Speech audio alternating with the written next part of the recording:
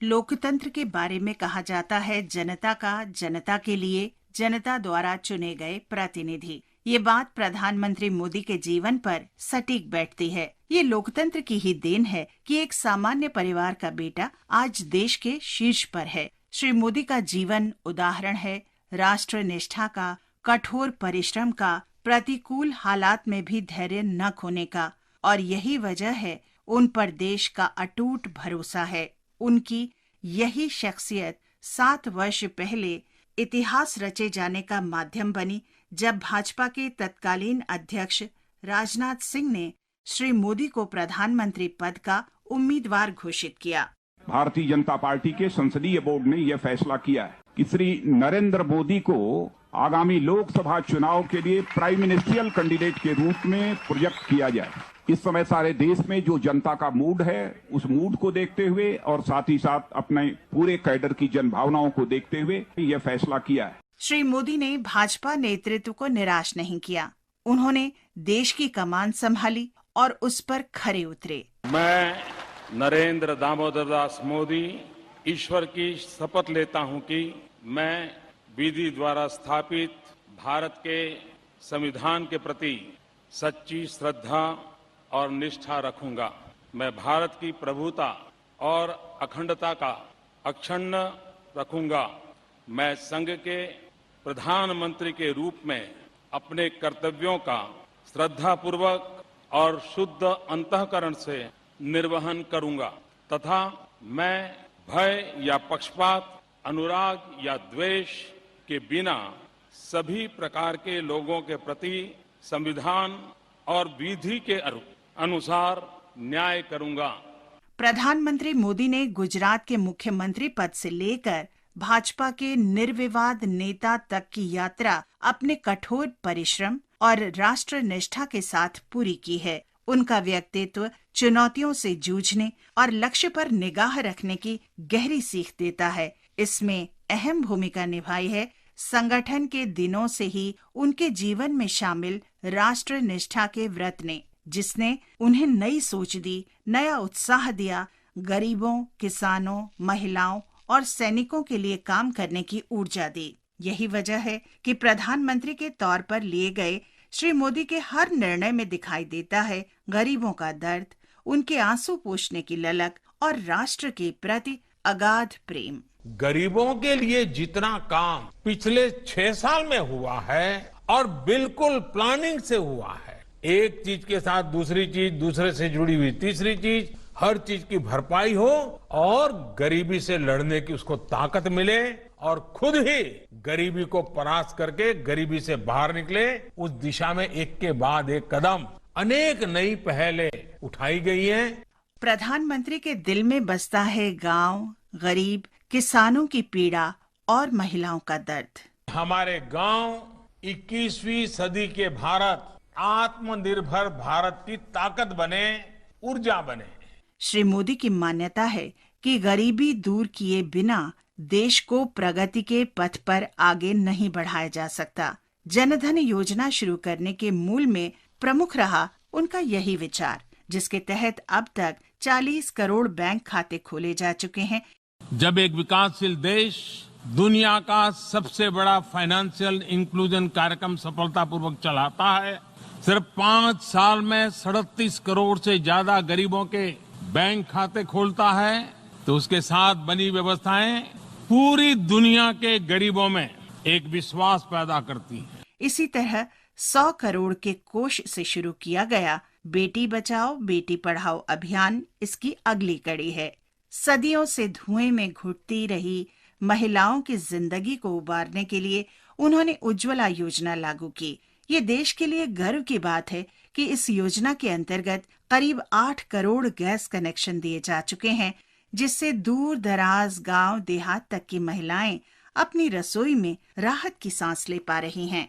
उज्ज्वला योजना की वजह से आज देश के 8 करोड़ गरीब परिवारों के पास भी गैस कनेक्शन मौजूद है। इस योजना से गरीब के जीवन में क्या परिवर्तन आया है, ये कोरोना के दौरान हम सभी ने फिर एक बार महसूस किया है। प्रधानमंत्री मोदी चाहते हैं वर्ष 2022 तक किसानों की आमदनी दोगुनी हो जाए। इस लक्ष्य को पूरा करने के लिए श्री मोदी ने न केवल कृषि और ग्रामीण विकास मंत्रालय को सक्रिय रखा है, बल्कि वे स्वयं हर मोर्चे पर जुटे हुए हैं। किसानों की मदद के लिए किसान क्रेडिट कार्ड और किसान सम्मान निधि योजनाएं लागू करना मोदी सरकार की प्रमुख उपलब्धि है। देश के 6 करोड़ किसानों को एक साथ पीएम किसान सम्मान निधि का पैसा ट्रांसफर करके एक रिकॉर्ड कायम किया है। प्रधानमंत्री का स्वप्न है कि वर्ष 2022 तक देश में हर नागरिक के सिर पर छत हो। इसके लिए प्रधानमंत्री आवास योजना में तेजी लाई गई है। ये श्री मोदी की सोच और मेहनत का ही कमाल है कि इस योजना के माध्यम से अब तक देश भर में लाखों गरीबों को उनके घर दिए जा सके हैं। आपका घर बहुत कम खर्च में और बहुत कम समय में बनकर तैयार भी हो गया। सरकार ने भी गरीबों के आवास की इस योजना में एक प्रकार से इसी रीति का ही समावेश किया है। सरकार की अनेक योजनाओं को, जैसे मनरेगा, सौभाग्य, उज्ज्वला, स्वच्छ भारत, ऐसी अनेक योजनाओं को गरीब के घर के साथ जोड़ दिया है, ताकि सबकी ताकत से गरीब का सपना पूरा हो जाए। भारत युवाओं का देश है। प्रधानमंत्री मोदी बार बार इसका जिक्र करते हैं। युवाओं को हुनरमंद बनाने, हर हाथ को काम मुहैया कराने की दिशा में भी वे लगातार जुटे हुए हैं। इसके लिए उन्होंने कौशल विकास और मेक इन इंडिया जैसे कार्यक्रम शुरू कराए हैं। लोगों के दिल को छूने की उनकी कला ही है कि जब वे अपील करते हैं तो खादी की बिक्री आसमान छूने लगती है। आत्मनिर्भर भारत बनाने की बात करते हैं तो देसी उद्यमी भी उत्साहित हो उठते हैं। भारत टॉय प्रोडक्शन का बहुत बड़ा हब कैसे बने? वैसे मैं मन की बात सुन रहे बच्चों के माता पिता से क्षमा मांगता हूं, क्योंकि हो सकता है उन्हें अब ये मन की बात सुनने के बाद खिलौनों की नई नई डिमांड सुनने का शायद एक नया काम सामने आ जाएगा। गांधी जी की तरह ही श्री मोदी मानते हैं कि विकसित देश के लिए सफाई और स्वास्थ्य बेहद जरूरी है। उनकी इसी सोच की देन है आयुष्मान भारत योजना, जिसमें 5 लाख रुपए तक का स्वास्थ्य बीमा किया जाता है। इसने कोरोना महामारी के दौर में अपनी उपयोगिता भी साबित की है। ये अपने किस्म की एक अनोखी योजना है। जब एक विकासशील देश दुनिया की सबसे बड़ी हेल्थ एश्योरेंस स्कीम सफलतापूर्वक चलाता है, 50 करोड़ लोगों को हर साल 5 लाख रुपए तक के मुफ्त इलाज की सुविधा देता है। श्री मोदी ये भी मानते हैं कि बिना सफाई के विकास की कल्पना भी बेमानी है। इसलिए लाल किले से शौचालय क्रांति की अपील की। उन्होंने खुद अपने हाथों स्वच्छता अभियान शुरू किया। मोदी देश के पहले प्रधानमंत्री हैं जिन्होंने स्वच्छता को राष्ट्रीय अभियान बनाया और इस पहल में उनकी महती भूमिका है। उन्होंने इसे शहरों के साथ ग्रामीण परिवेश से जोड़ा, जिससे लोगों में स्वच्छता के प्रति जागरूकता बढ़ी है।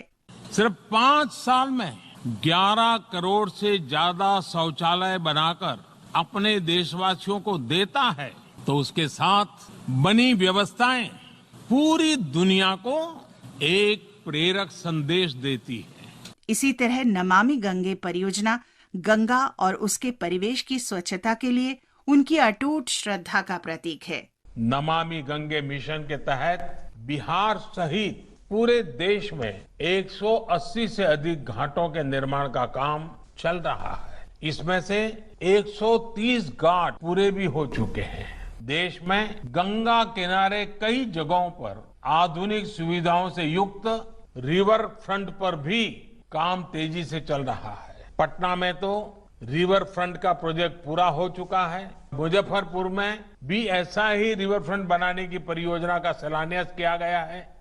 श्री मोदी के व्यक्तित्व का ही कमाल है कि आज विदेश नीति के मोर्चे पर देश को कामयाबी मिल रही है। चीन की कुटिल नीति के मुकाबले में अमेरिका, जापान, रूस, फ्रांस, ब्रिटेन, दक्षिण एशिया के देशों का सहयोग मिलना कोई छोटी बात नहीं है। कोरोना काल में भी देश की उम्मीदों को जगाए रखने के पीछे उनका कुशल नेतृत्व ही है। चाहे बालाकोट की घटना हो या चीन के मोर्चे पर तनाव, मजबूत इरादे और राष्ट्र हित में निर्णय लेने की अपनी क्षमता का श्री मोदी ने बार बार परिचय दिया है।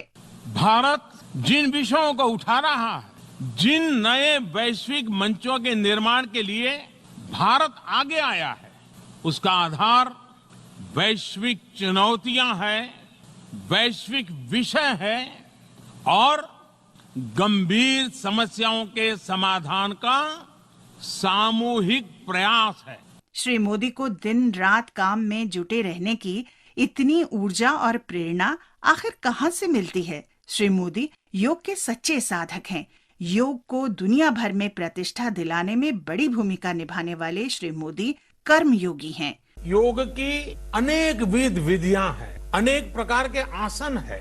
वो आसन ऐसे हैं जो हमारे शरीर की स्ट्रेंथ को बढ़ाते हैं, हमारे मेटाबॉलिज्म उसको शक्तिशाली करते हैं। सार्वजनिक जीवन के जरिए लोगों की जिंदगी में कैसे बदलाव लाया जा सकता है, इसका अनुभव उन्होंने गुजरात में हासिल किया।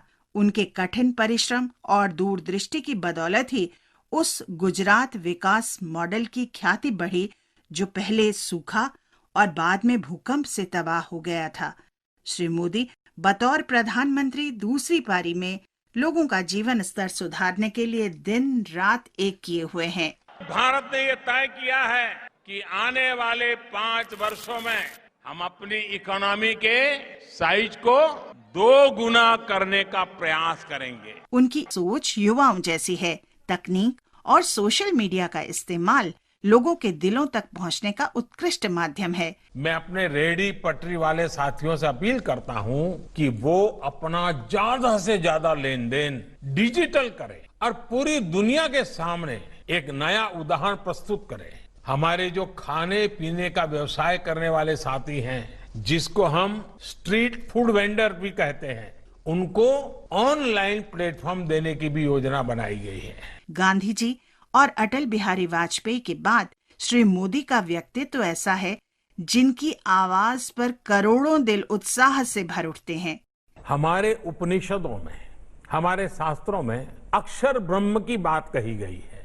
अक्षरम ब्रह्म परमम, अक्षरम ब्रह्म परमम, ये सिद्धांत दिया गया है। हमारे शास्त्रों में कहा गया है, शब्द ब्रह्माणि निष्णातः परम ब्रह्मादि गच्छति, यानी शब्द ही ब्रह्म है। जो इस शब्द ब्रह्म को पूरी तरह जान लेता है, वह ब्रह्मत्व को, ईश्वरत्व को पा लेता है। शब्द की महिमा, शब्द को ईश्वर कहने का ऐसा उदाहरण कहीं और नहीं मिलता। और इसलिए शब्दों में सच कहने का साहस, शब्दों में सकारात्मकता देने की शक्ति, शब्दों में सृजन करने की सोच, ये भारतीय मानस की पूंजी है, भारतीय मानस की सहज अभिव्यक्ति है। देश का ये भरोसा ही उनके प्रति आगे भी उम्मीद बनाए रखने की वजह है। आशा की जा सकती है कि जल्द ही देश कोरोना संकट से उबरेगा और श्री मोदी के नेतृत्व में आर्थिक मोर्चे पर एक नया अध्याय लिखेगा। आसमां में सर उठाकर, घने बादलों को चीरकर रोशनी का संकल्प ले। अभी तो सूरज उगा है। दृढ़ निश्चय के साथ चलकर, दृढ़ निश्चय के साथ चलकर हर मुश्किल को पार कर घोर अंधेरे को मिटाने, घोर अंधेरे को मिटाने अभी तो सूरज उगा है।